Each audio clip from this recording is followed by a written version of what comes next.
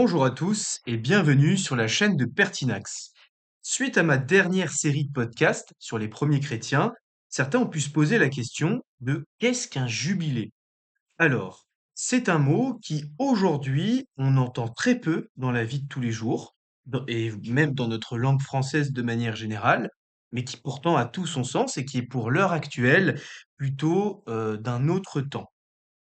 Alors, au travers de mes recherches, j'ai remarqué qu'en fait, le mot jubilé, il en existait aussi pour d'autres religions. Donc, aujourd'hui, on se concentre uniquement sur le jubilé catholique. Et c'est ensemble que nous allons le découvrir à travers cette vidéo. Alors, pour commencer, je vous propose de faire un peu d'histoire. Pour aller droit au but, le jubilé, c'est une année sainte qui a lieu tous les 100 ans dans la tradition juive de l'Ancien Testament, et puis tous les 25 ans dans l'Église catholique. Le but d'un jubilé, c'est de vivre la miséricorde de Dieu, de le sentir au fond de son cœur, afin de se sanctifier toujours plus. Sanctifier, c'est-à-dire vivre des commandements de Dieu pour aller au ciel, vivre auprès de lui. Alors, ce mot jubilé vient de l'hébreu yobel, qui, par le biais du latin, a donné en français le mot jubilé. Aujourd'hui, euh, c'est plutôt un mot qui est positif et qui signifie en français, par extension, la célébration d'un événement qui est synonyme de fête. On utilise aussi le mot jubilation pour quelqu'un. Alors, je me permets une petite parenthèse afin que certains puissent comprendre. Je parle bien de la tradition juive de l'Ancien Testament. Quand vous prenez la Bible, il y a un livre qui est sacré pour les chrétiens et qu'on peut diviser en deux grandes parties. La première grosse partie, c'est l'Ancien Testament et la seconde grosse partie, c'est le Nouveau Testament. L'Ancien Testament signifie l'ancien témoignage. Testamentum en latin signifie le témoignage. Alors le témoignage de qui, de quoi? L'Ancien Testament raconte de manière générale, dans les grandes lignes, l'histoire du peuple hébreu, mais de son histoire avec Dieu. Et ce sont certains hommes, au travers d'un recueil de plusieurs ouvrages, qui ont témoigné de leur expérience avec Dieu. Dans l'ensemble, la Bible est un témoignage. C'est une bibliothèque où on peut y piocher plusieurs livres. Le Nouveau Testament, quant à lui, commence avec la venue de Jésus sur terre, Dieu incarné par le Fils, et il raconte aussi par la suite la naissance de l'Église. Alors, le jubilé, cette année sainte, est né avec le prophète Moïse. Moïse, c'est un des plus grands prophètes de l'Ancien Testament. Il y en a plusieurs d'ailleurs. Et Moïse a joué une action essentielle déjà par le fait qu'il a reçu de Dieu les 10 commandements. Moïse a reçu aussi cet ordre, si je peux le dire comme ça, de Dieu, de mettre en pratique une année sainte, donc une année jubilaire, tous les 100 ans afin de faire vivre au peuple hébreu la miséricorde du Seigneur. Concrètement, qu'est-ce qu'on faisait dans cette année sainte? Déjà, on ouvrait cette année sainte en soufflant dans une corne appelée Yobel. Et puis par la suite, dans cette année sainte, on libérait les esclaves, on remettait aux propriétaires les terrains qui avaient été volés, et en même temps, on remettait les dettes à ceux qui n'en avaient. Le but, c'était vraiment de restaurer un équilibre social en y apportant la paix de Dieu. Par la suite, l'Église catholique a décidé de réintroduire cette tradition venue des Juifs parce qu'elle la jugeait juste, elle la jugeait bonne de pouvoir aider les âmes à toujours plus se sanctifier. Donc c'est le pape Boniface VIII, en 1300, qui a réintroduit la tradition du jubilé, mais de base, c'était prévu pour tous les 50 ans. Au lieu de le faire tous les 100 ans, on le faisait tous les 50 ans. Et plus tard, à partir de 1475, à la fin du Moyen Âge, l'Église réétudie cette question de le faire plutôt tous les 25 ans pour permettre en fait à une génération au minimum de pouvoir le vivre dans sa vie. Alors, quels sont les objectifs du jubilé et à quoi cela sert-il? Dans un premier temps, je l'ai dit, le but du jubilé, c'est de pouvoir vivre le pardon de Dieu en passant notamment par la porte sainte. Alors, la porte sainte, c'est un des éléments centraux de ce pèlerinage, mais je m'y attarderai pas un petit peu par la suite. On verra pourquoi. Premièrement, je souhaite parler du péché. Le péché, pour nombre d'entre nous, pour nombre de personnes dans la croyance populaire, c'est le mal. Ils n'ont pas tout à fait tort, le péché, c'est le mal. Mais c'est un raccourci qui est un peu trop vite fait. Pourquoi? Parce que le mal, c'est la conséquence, en fait, du péché. Dans un premier temps, le péché, c'est un abus de liberté, car Dieu nous crée libres et on a la possibilité de faire ce qu'on veut, de croire en Dieu comme de ne pas croire en lui, de faire telle ou telle action qui nous semble bonne ou mauvaise. Notre vie est marquée par cette liberté qu'on utilise parfois à mauvais escient, mais c'est une réalité qui est pleinement humaine. Donc notre vie est marquée par le péché qui est en fait un abus de liberté. Cet abus de liberté nous sépare de Dieu et ce qui nous sépare de Dieu a pour conséquence le mal qui habite notre monde et qui habite aussi notre cœur. Pour un chrétien, le but, c'est d'aller au paradis pour vivre éternellement auprès du Seigneur qui nous a donné la vie.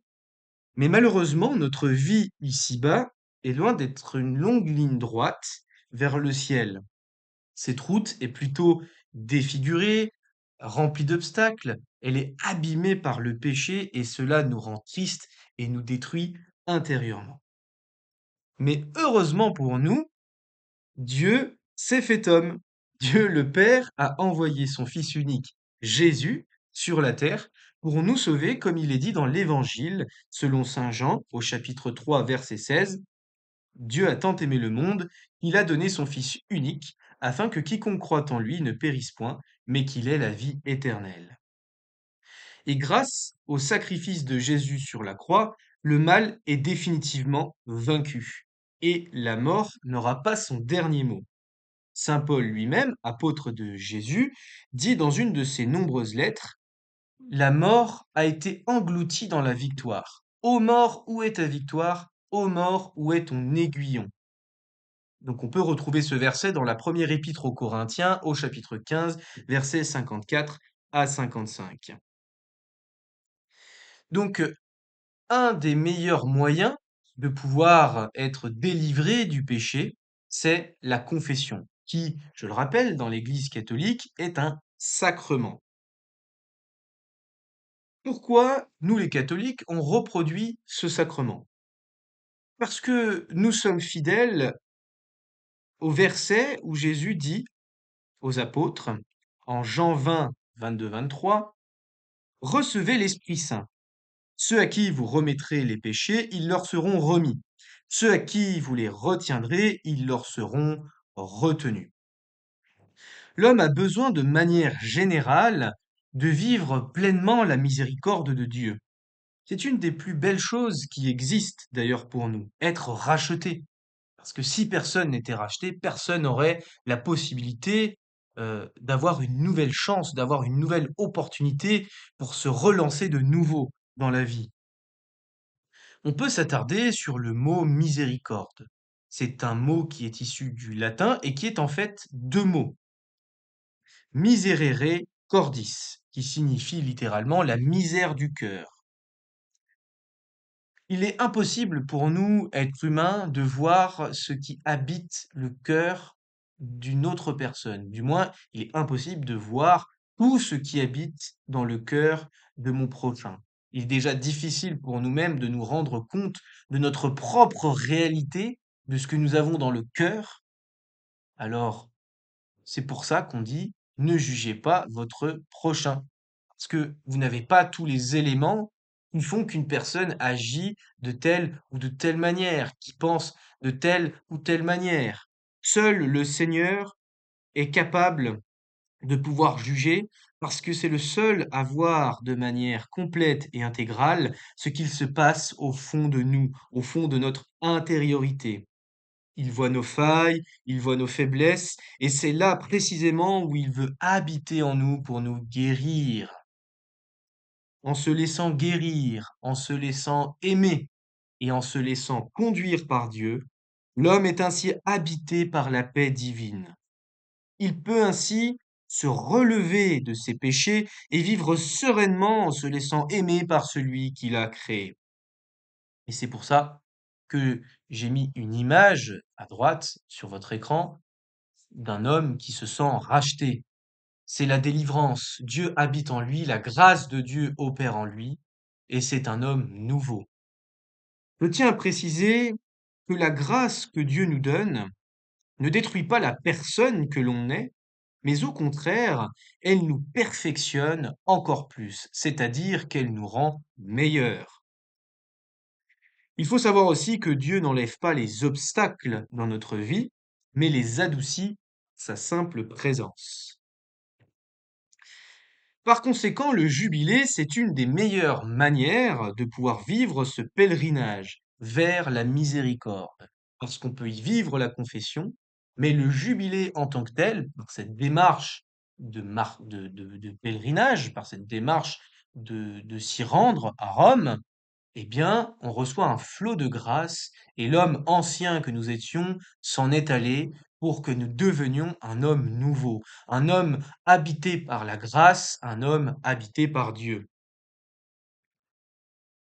Alors, le jubilé a lieu concrètement dans un lieu précis, Rome.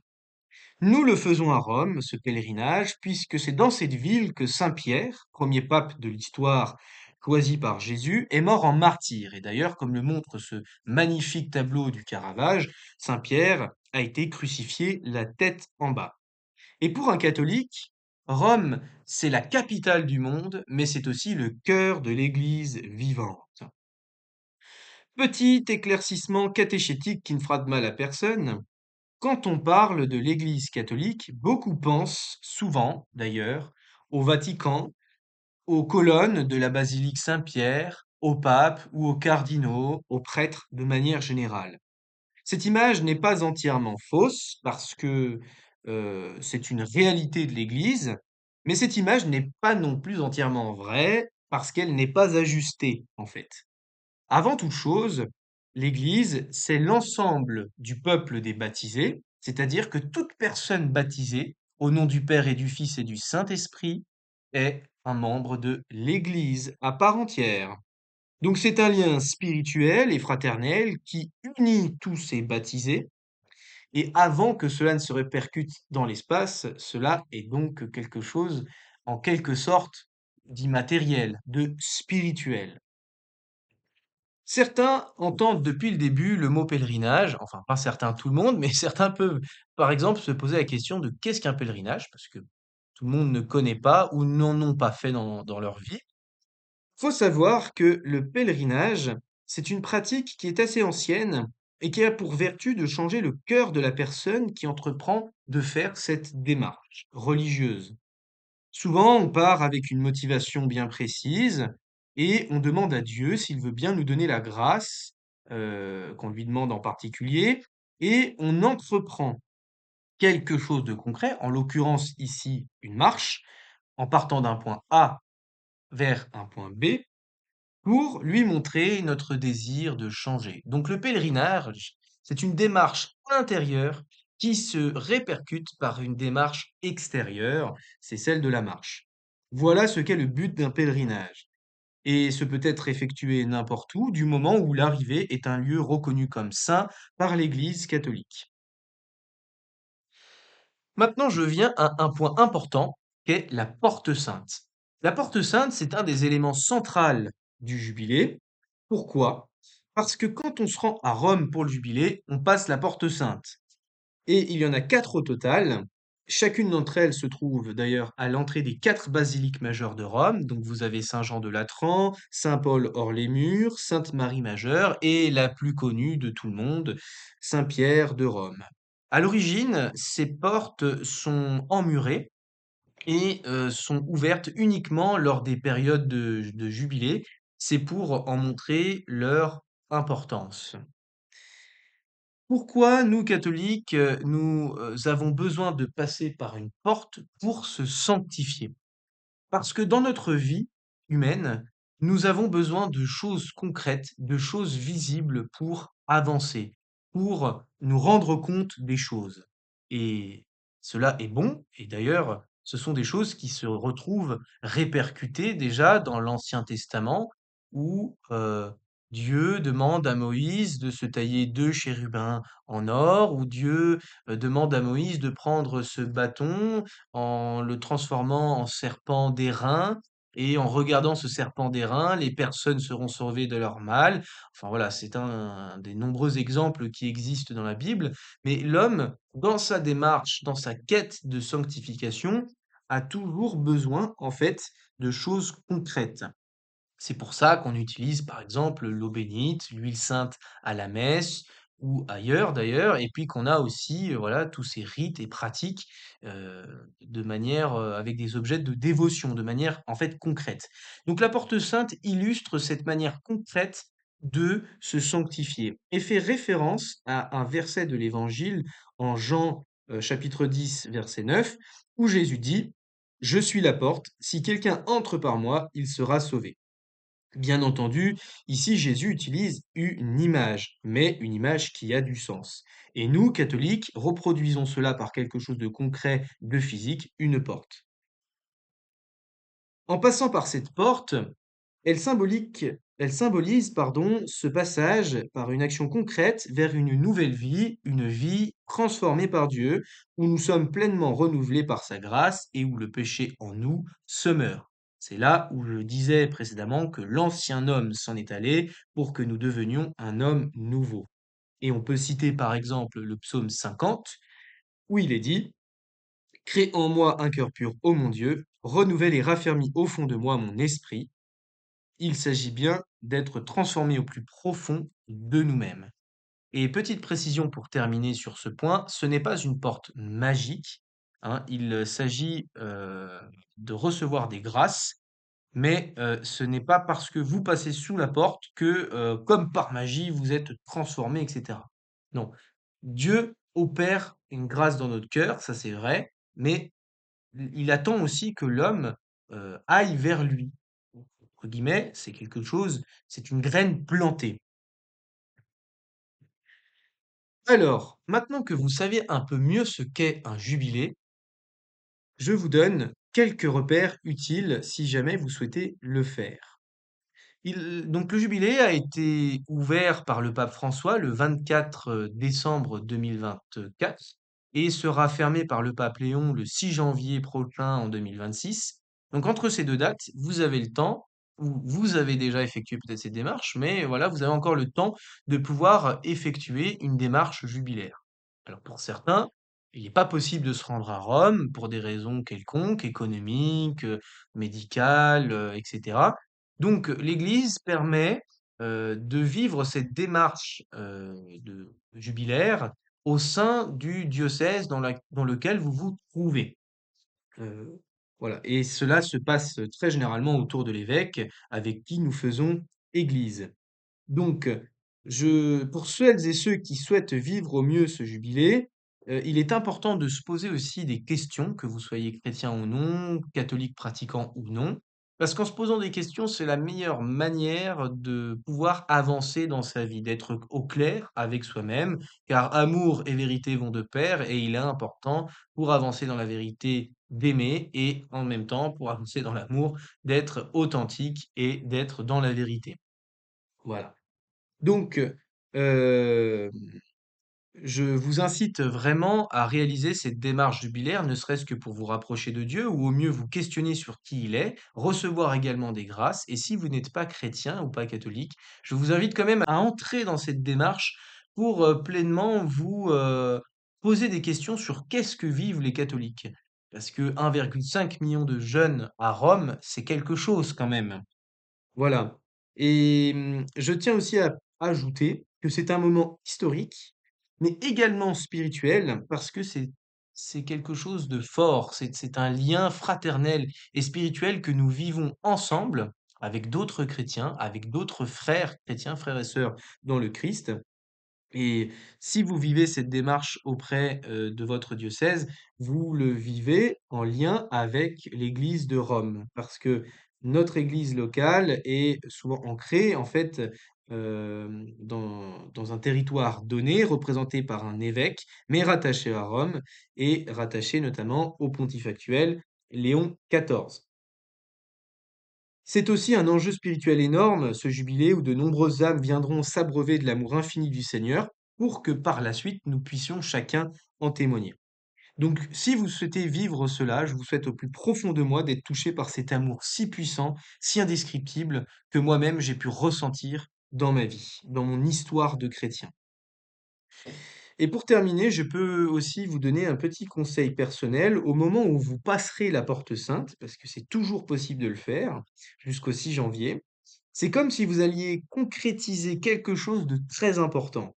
Bien entendu, le passage de la porte sainte ne sera pas magique, mais pour vous aider à avancer dans votre relation avec Dieu, vous pourrez, si vous en avez envie, vous répéter une promesse, une de vos promesses que vous avez au fond de votre cœur vis-à-vis du Seigneur, vis-à-vis de vous-même, ou alors ça peut être aussi une phrase de la Bible, de l'Évangile qui vous touche tout particulièrement.